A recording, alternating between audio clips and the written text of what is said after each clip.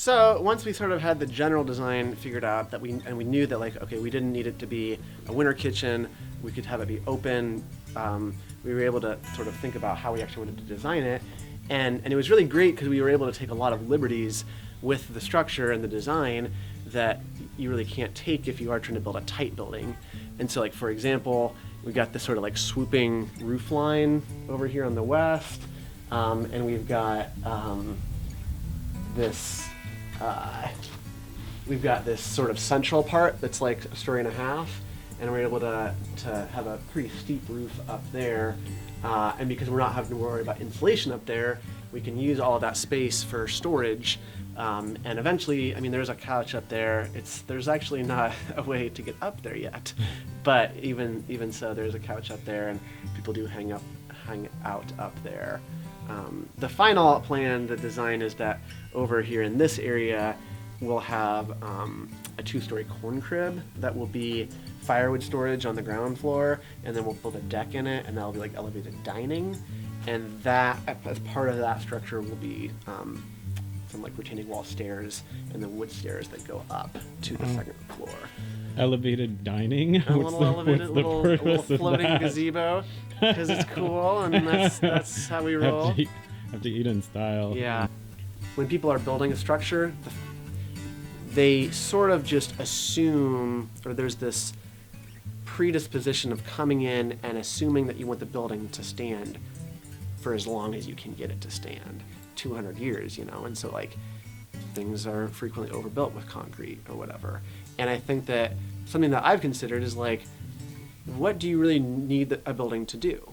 And like, in this case, the critter scene is sort of just, I think in the broad scheme of things, sort of just starting up.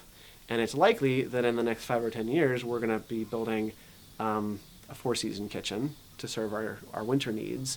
And like, I'm not sure how long we're going to need this building. And so, we built it with like maybe a 20 or 30 year time frame in mind. And that has to do with like some of the posts, which are rot resistant, like are sunk into the ground. This is not a great example because it actually has a weird footer, but most of the posts are just in the ground. And so like, yeah, I probably in 30 Black or 40. Locust, like 20, 25 years in the ground. Yeah. Yeah. Like they'll last for a while, like, but they're not going to last for 100 years. And it's reconciling that and like just like being okay with it and realizing that like all buildings fail, and what do you need your building to do? How do you need it to serve? So that's something that I'm always thinking about. It's like physically where we are here at Dancing Rabbit, we're the main part of the village and the residential is sort of that way, and we are on, you can't really see it because this is sort of a new neighborhood and it's just starting to fill out. But we're on the edge of town, you could say. We're sort of out in the rough neighborhood. And so on this side, we've got the village, and then on this side, we've got the agricultural zoned areas and sort of gardens. And so, yeah, we should have a really good view of sort of like looking out over the west slope and the gardens and whatnot.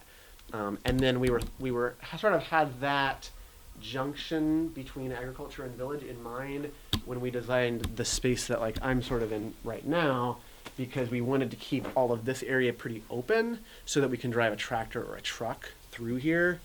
And like, we could have picnic tables set up if we have to feed 20 visitors, but then if we have to come through with the delivery, we can just move those aside and drive through here. And it's sort of a joke because once in a while, if we're using our tractor out here and there's like a storm rolling in, this becomes the tractor garage. And that cob wall over there, you just built that this year? With Caleb, cinder blocks underneath it? And So basically, Caleb and I built this most of the structure last year, but we're always going through, new improvements and trying to fill in gaps where we left.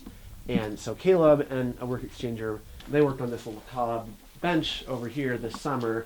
And the idea is, we're trying to balance keeping it open and like the breeze to come through, and like we want to maintain like an outdoor feeling, but it's also like this is the northwest corner, and that's where the prevailing winds this come is where through. the prevailing winds come in, and so it's like we want some breeze, but we also don't want like the cold October wind to just whip through here. So it's also like, so you can see that the roof swoops down here quite a bit, and the reason, the thinking behind that is that if you have sort of like changes in ceiling height, sort of psychologically, as someone moves through the space, like low ceilings are more like intimate feeling, or like more close, and so this is a little bit more, just like the cozy nook, you know, and then over where we just were with the tall ceilings, that's like just if we have to feed like 20 or 30 people, and it's a little bit louder and rowdier. And we actually had a beautiful little impromptu guitar concert from a local guy was at our reunion, and Ron, and he was about to leave, and I saw he had his guitar, and I was like, oh, you want to play us a song? And he sat down here, and we put some candles in the cob oven, and it was really nice.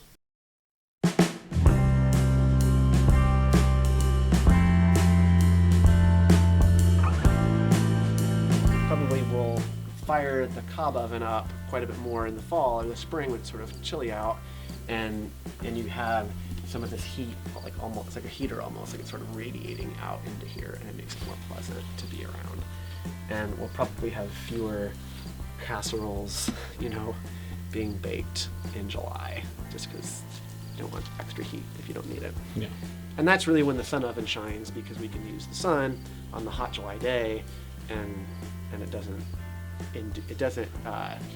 introduce any heat into our hangout space. Yeah, and then one of the reasons why you would want to have an outdoor kitchen is partly also because you don't want to be heating up your house in the middle of summer. Exactly. So that's why we have these 3-season kitchens, and that also, you know, are really good for sort of adapting to using wood as your fuel. And then in the wintertime, you're going to be wanting the heat in your house, so you're going to be cooking in your house. Yeah, so in the summertime we do function out here, we do host a lot of visitors and whatnot, and then in the wintertime it's sort of the slow and introspective, more like centering in time, and so we generally will we'll sort of just take turns eating in each other's houses, because there's fewer of us, there's like 5 or 6 of us.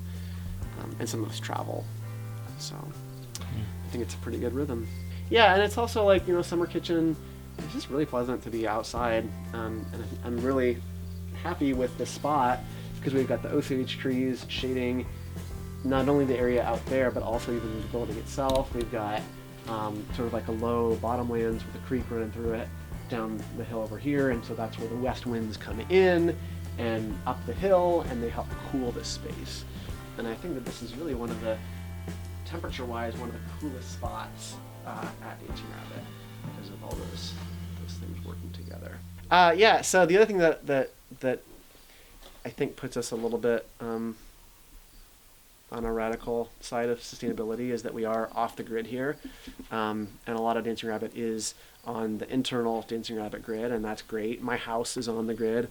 But our kitchen, we wanted it to be more low tech and simple solutions, and a little bit more rugged. And so we've got one little panel and one little battery, and that's enough for lights and speaker and a tiny DC fridge. So we're all 12 volt DC, and I think it works pretty well for what we need to do here.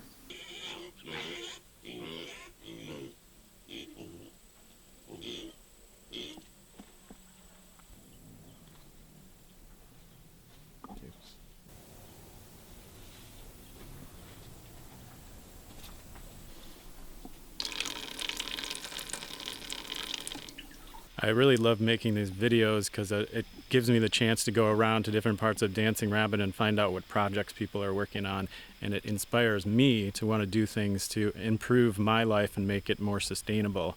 And I really liked getting this tour of the Critter Kitchen. Don't forget to subscribe to my channel and share and give a thumbs up to the video, and I'll see you next time.